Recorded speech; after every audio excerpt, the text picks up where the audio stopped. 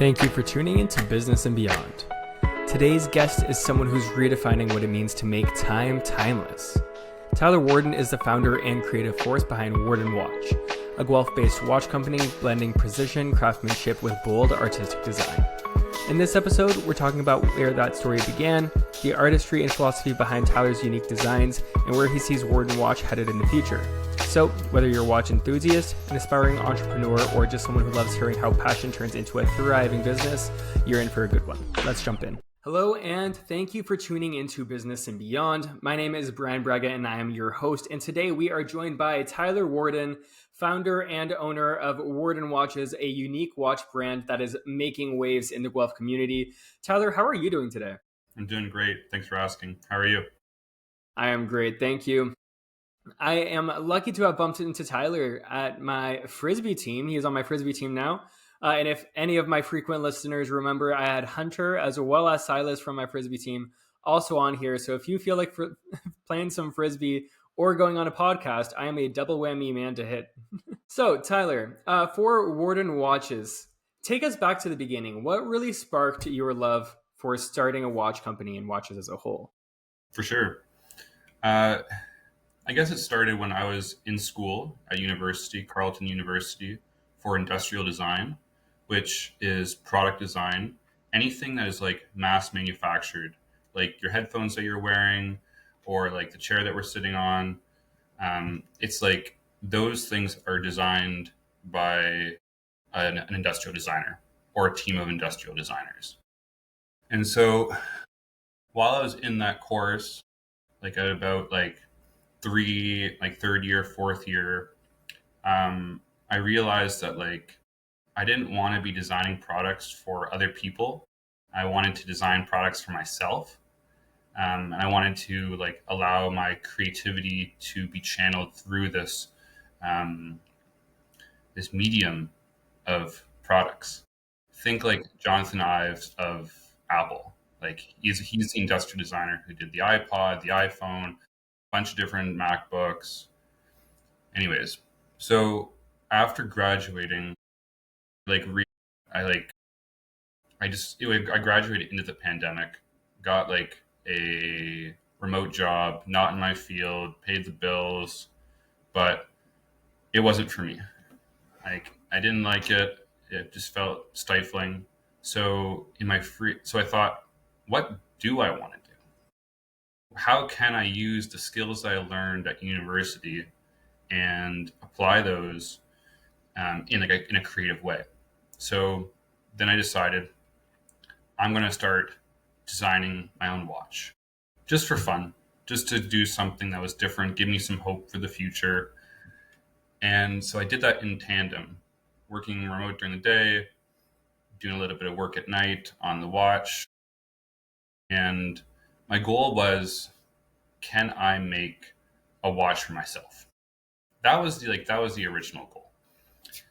And that took me a year and a half to work away at that and get something that actually was able to be on my wrist and tell the time. Yeah. And I can keep going into it, but that's basically how I got into watchmaking.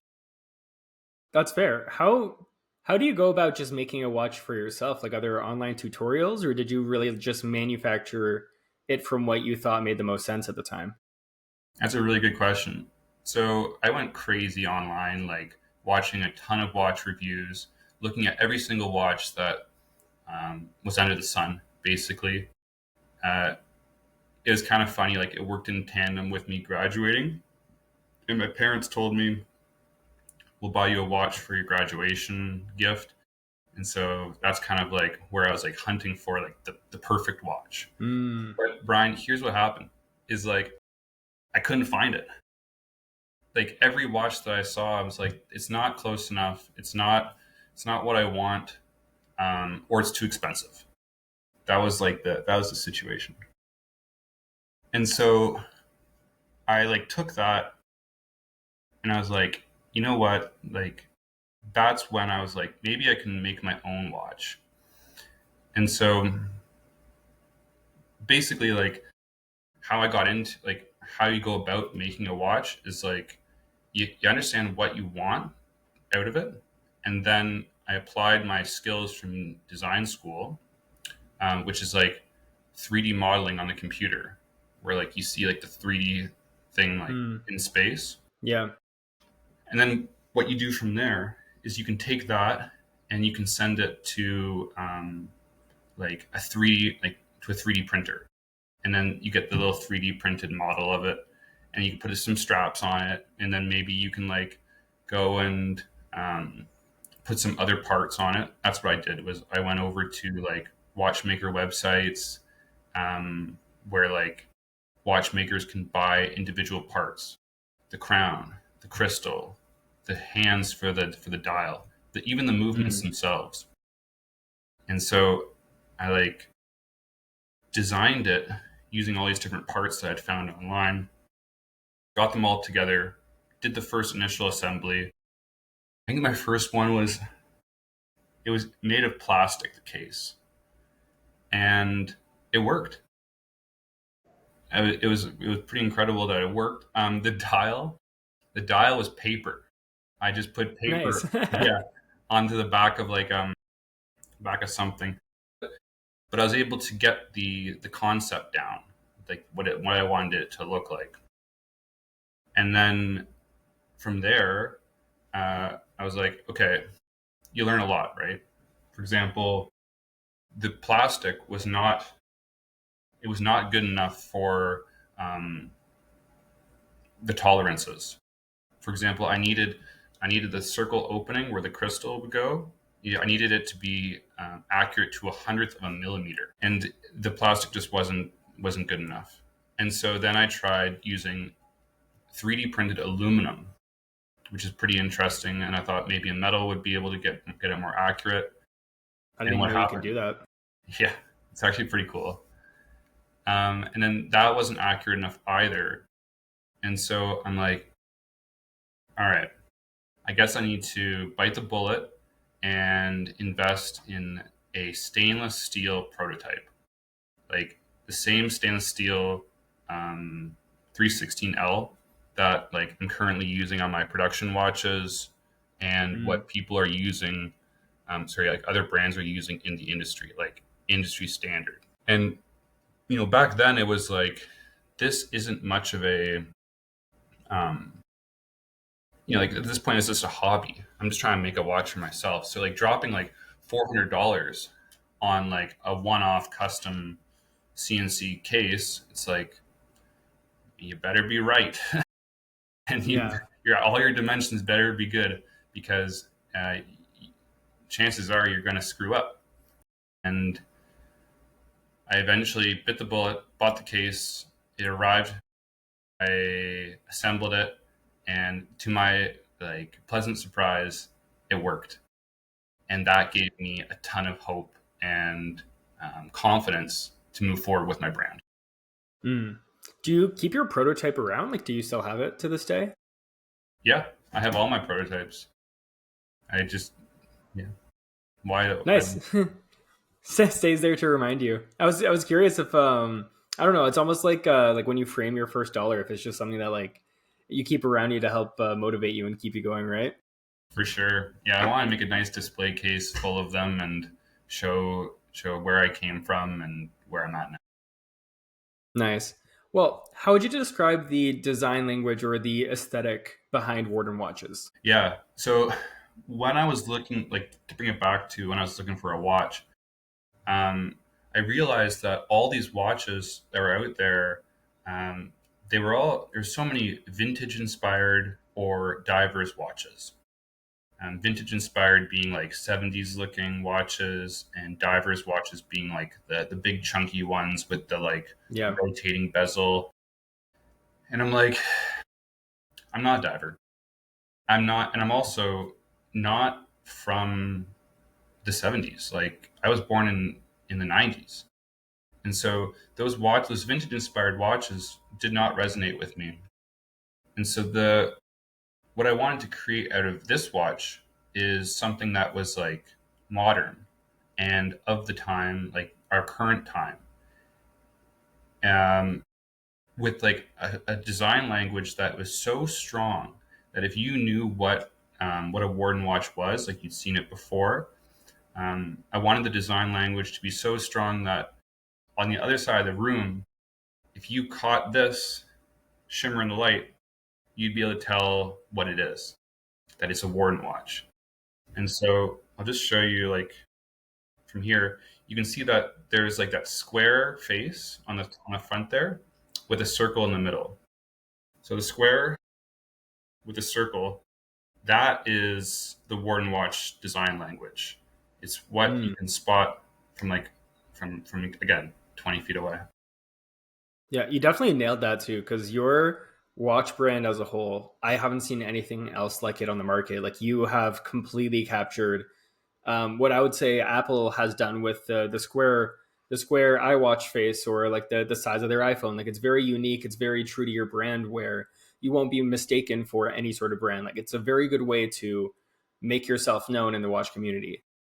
Thank you. Absolutely agree. What role does storytelling play in your design process? So when I make the watches, they all have different themes to them. So bring it back to the design language, like I'm using the same case, and like the overall design layout of the dial looks quite similar between the different watches, except like the colors change, and then the strap changes, and then the model name changes. So where storytelling comes in is I want to bring out for each different theme. I'm telling a story. I'm evoking emotion. I'm bringing you into the world of, for example, like this watch is called Bubblegum, and the colors on the dial are pink and blue, and the strap is purple, and there's like the logo right there.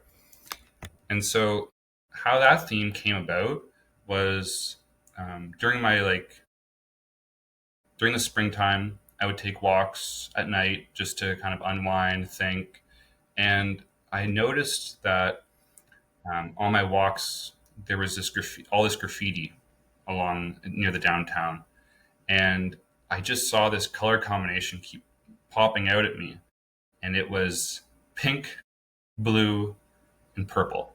And I'm like, those are bubblegum colors.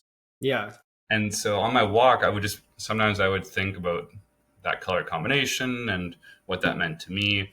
And it sometimes would remind me of like going to like the corner store when you were a kid on your bikes with your friends. And so I decided, you know what? What if we made that into a watch theme? And and then so through that watch theme, I was able to tell this story that of like how I came up with the theme, but then also like um, the universal experience that some of us have, where like you go to a candy store with your friends and you pick out some bubble gum. yeah, I know exactly what you're talking about too with the color combination there. I know bubblegum is your second theme that you had going on. Would you mind diving into the first theme release and the story behind that one? Absolutely, that's a really good story. So I have here. So this is the first theme. It's a white dial with white indices, and it's called Via Negativa. And so what I wanted to do with this one is I wanted it to be totally plain, as if it were a blank canvas that all the other themes could go onto. And what Via Negativa means, like very generally, is determining improvement by reduction. Like I had a design, like an original design, and it was quite it was quite expressive and all over the place, and there was a lot going on. It was oval shaped, for example. The dial was oval shaped. It had a bit of like an underwater theme to it. Had a bracelet. It was just there's a lot going on, and I knew it wasn't right. I knew that it wasn't what I wanted to make as a foundation and build the rest of my brand off of. So I applied the Via Negativa mindset of improvement by reduction to the design of that watch. And what I started doing was saying, instead of what can I add, I said to myself, what can I take away? Mm. And I started stripping features and cutting it back to the absolute bare basics. And what I came up with was a rectangle with no bezel, the crystal and the dial, and then the straps came out from there. And I'm like, this is good. This is the foundation that I want to build off of. Um, and just a little side note, I did add one feature, and I'll show you. These have little chamfers. You can see right there, that angle. I added that chamfer to, both sides, and once I did that, I said, that's it. That was the last little cherry on the top, the one thing that I added to Mm. my very simple design to pull it together and make it my own. And so Mm. when I was thinking, like, what do I want the first theme to be? Well, why not make it named after the design philosophy that I used to conceive the first watch case and the first watch Mm. design and the first watch design language as a whole. Yeah, that's awesome. So, would you say your initial watch that you spent like a year and a half making, is that essentially Via Negativa, like your end product that you worked on ended up being Via Negativa as a whole, and you're like, you know what, my simple design base layer, I'm going to release this. Exactly. It did take five major prototypes, like five prototypes that I'm like telling my friends, take a look at this. But eventually I landed on this design, and I would call this one like this is the one that I'm now going to add features onto and expand from. Yeah, I see. And I know you have another theme coming up shortly in the next few months. Would you be willing to dive into it a bit, or are you looking to keep that a bit under wraps until we No, get a bit more on the release? no, I'm happy to talk about it. I'm even happy to tell your listeners a little sneak peek about it. So this theme is very cool. I'm super excited for it. It's taking Worden Watch like to the next level. And what it is, it's called Sunnyside. And Sunnyside is a watch theme that I collaborated with a local Guelph artist named Liam Reynolds. And this is more or less his brainchild. I just, we would just hang out and I would like ask him questions, and I would just he would have ideas, and I would just make sure that they would fit within like the capabilities of what's possible with a watch and a watch theme. And then I would like pitch, like, okay, well, now we need a little write up, and we need marketing, and we need this teaser reel and all that stuff. But what the theme is about is it's kind of like it's a bit of a nostalgia theme as well, about like national park camping, or even just car camping, like at Rockwood Hmm. or something. And the feeling of like going out, cast iron frying pan, eggs cooking. Maybe you go for a canoe ride or the beach. What happens at night? You're down at the fire. You have like a guitar playing. Hmm. Your friends are around. You roast some marshmallows, some s'mores, and the peace and the calm that comes from that.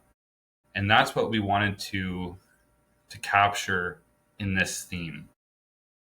So the dial is like this yellow with like darker yellow indices, and the Hmm. red heart just pops. And it's got a leather strap. And there's one more feature that I haven't told anyone about, and this is what I'll tell your viewers. Is Ooh, that, okay. yeah, uh, for this on the strap, because this is a collaboration with the visual painter Liam Reynolds. He is hand painting on every one of the straps Wow. two little icons that appear throughout his work. And so these pieces not only were designed by him, like the whole watch, but actually have his hand painting on each watch. That sounds like a fabulous collaboration, and it's honestly so meaningful that you're having like hand work on each of the straps too with a local artist. Do you have a release date for this yet? Yes, August 13th. August 13th. I'm marking my calendar, sir. And I know that you mentioned that you have very unique serial numbers. Why is it important for you to have emphasized serial numbers with each watch? Yeah, that's a great question. The How the serial numbers work is the first watch ever made and sold is 001. Second watch is 002, and so forth. And unlike watches from like Rolex or from Casio or any of these other big brands, I didn't want the watch owners to feel like they had one watch of many. I wanted them to feel like they owned this specific um, piece of, I call them art, this specific piece of art, the same way an artist marks 3 of 10 with their prints, for example. And I wanted to capture that sort of like scarcity and low production, and so that each piece feels unique to the owner. Nice. Yeah, and honestly, I took a look at your website as well before hopping on this podcast, and I could really see like the growth and how each piece is unique with each model number, and like some slight differences that you could just tell you're getting a very one of a kind watch. Like no one else is going to be having this watch, and it's very good for branding and identity. Like you have such a unique piece that's locally made with love, and you have made with love right on the watch too. That's right. Nice. I know that initially you were doing everything in house. What led you to pivot towards outsourcing some of your production? That's right. Basically, after selling the first watch, I continued to produce the rest of the Via Negativa theme, assembling it myself, producing it in house. Even the CNC cases were done in Guelph. It was all very local, and I really enjoyed that chapter because I learned so much about watch creation, but it's not scalable. And this might be kind of applicable to your listeners who are looking into doing manufacturing overseas, like getting a manufacturer overseas to create their product. Because that's now where I'm at. For the past month and a half, I've been interacting with a an overseas manufacturer who I actually met when I was in Vancouver for the Vancouver Timepiece show, and uh, that's like when I was there, we all had dinner together. We talked a bunch. I was able to gain some trust with him, um, and then so yeah. Now, what I did was we got in touch. I told him this is what I want. We went back and forth for like about a month, figuring out where what we want the design to look like, and making sure that everything is like feasible and possible, and all like those little design considerations. And just yesterday, I sent the money over, and so in I'm not sure how long it'll take, maybe like 3 months.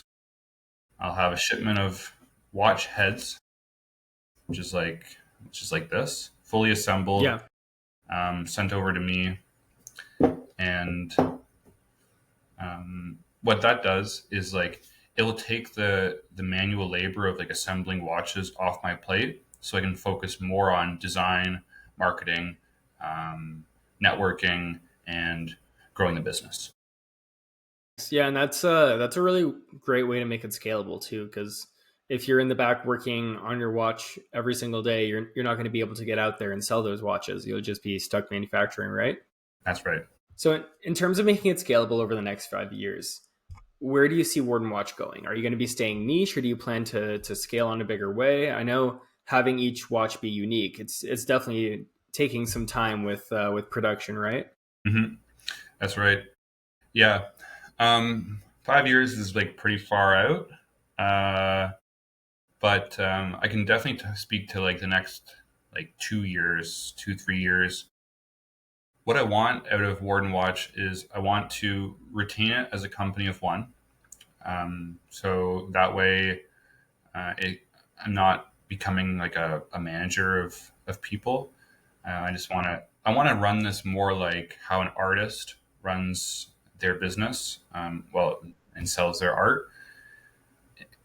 And so having that aspect, selling about like 10 watches a month would be ideal, to keep the scarcity and also keep the like how I just like running it with just a company of one. I think if I sold more, then it would be harder. And basically, like the biggest thing, Brian, is like trying to show like just dive into the creativity of like what I can what can I can get excited about and do in terms of different watch themes and case designs, and use this more or less as like my platform to showcase my creativity and all my interesting designs that I have stuck in my head right now.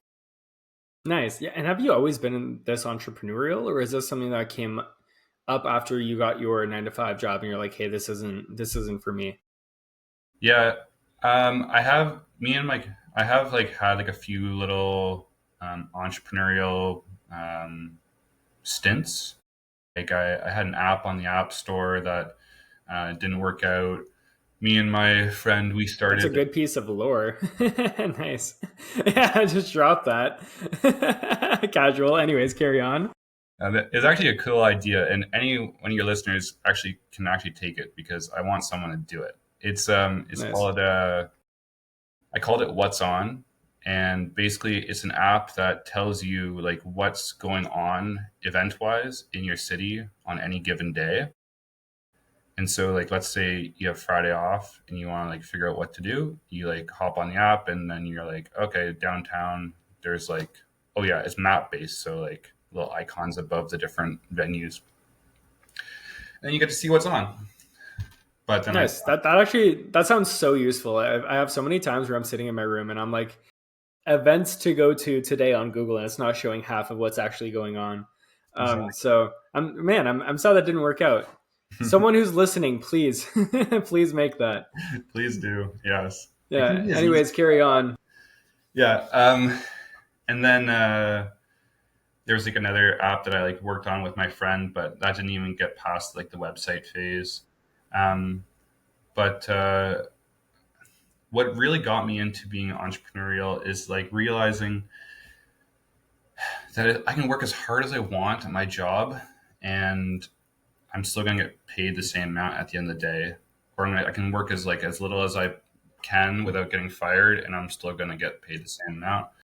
And I just felt like I was spinning my wheels and I was spending a lot of time there. And like I think that this is worth a shot, Yeah. and so that's why I'm giving it a shot. My mantra for anyone who like wants to be an entrepreneur is like we're all so young and we have so much time where if there's a time to do anything entrepreneurial, it's right now. There's so much time to grow and you have so much more room to compound into something greater compared to if you're starting it later in life, right? Mm-hmm. Absolutely. What advice would you give to a young creative who would want to build something unique but they don't know where to start? Young creative who wants to build something unique. Start lean. That's my advice. Mm, And what I mean by that, there's this book called The Lean Startup, and the concept is um, do like you think that you know what works and what will sell and all that, but you don't know for certain. It's just a hunch. So figure out what the minimum viable product (MVP) is to prove that what your idea that you have actually works. So mm, I'll just give like a quick example. Um, in the 90s, there was this company and they thought, you know what, people would like to buy shoes online and like through a website, but they weren't certain if like people actually would, because people like to try on their shoes. So what someone might think is, all right, we need to like rent out a warehouse, get a bunch of inventory and stock, multiple sizes, multiple SKUs to fill out this website, build the website, and then advertise. Now, how much is that going to cost? Like that's going to cost, I don't know, tens of thousands just to prove that whether your idea is right or wrong.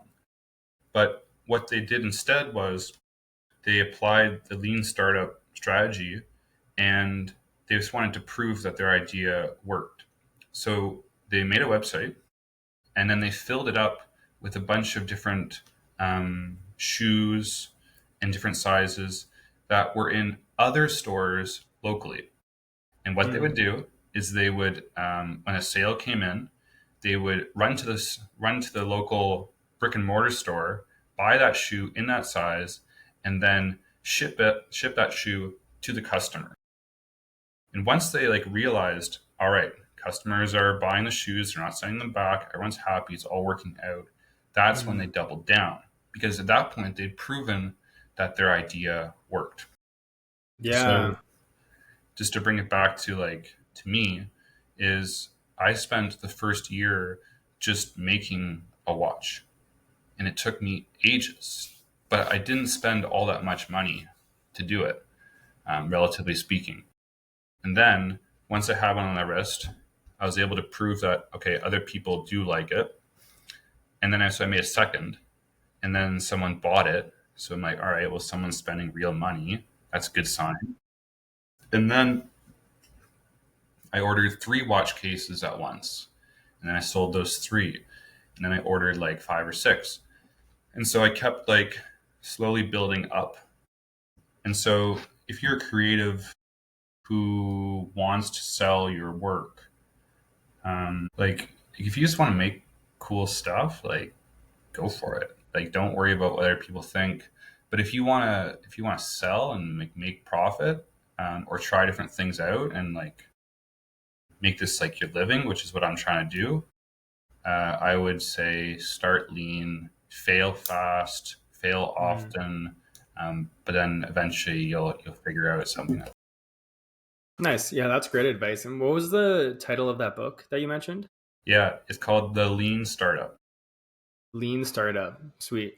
Well, Tyler, if anyone wanted to check out your watches or reach out to you, where is the best place to find you? So my name's Tyler Worden.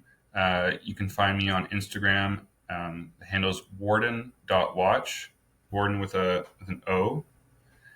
And from there, like, please DM me. Like, I respond to everyone. I love chatting about watches. I love getting questions. I love getting feedback. Like, it's an open door to just chit chat with me. But yeah, Instagram's the best place. I also have my website with my favorite URL of all time. It's www.worden.watch. Nice. That's a great URL. Yeah.